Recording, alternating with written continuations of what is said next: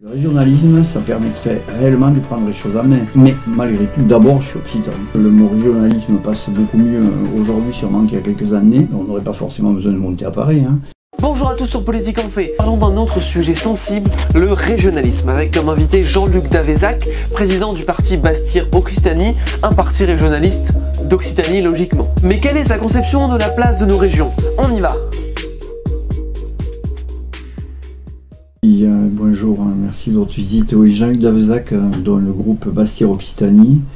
Pour ma part, j'ai déjà été élu, j'étais maire adjoint de cette commune ici, et puis membre de la communauté de communes aussi.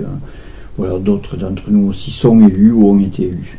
Et préside même Bastir-Occitanie, un parti occitan qui a présenté certains candidats aux législatives que vous avez même pu voir sur notre compte. Mais quelle est la différence exacte entre ces partis? Donc entre régionalisme, autonomisme, indépendantisme, séparatisme? Ouais, nous c'est régionaliste. En premier lieu, c'est régionaliste. Ouais.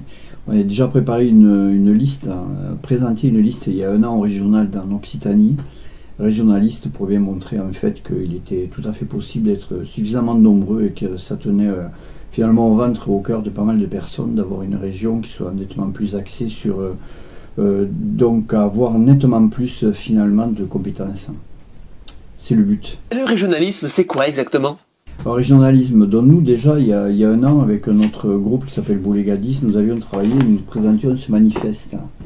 Alors, je ne sais pas si les spectateurs le verront, le manifeste, alors c'était pour une France décentralisée dans une Europe fédérale.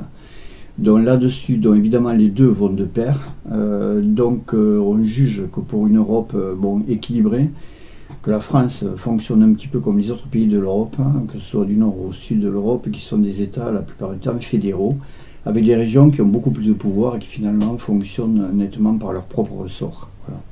Pour compléter, voici la définition du régionalisme du CNRTL. Doctrine sociopolitique apparue au XIXe siècle, posant pour principe l'existence au sein de l'État de communautés culturelles, sociologiques, économiques, correspondant aux régions et réclamant la reconnaissance politique de cette réalité.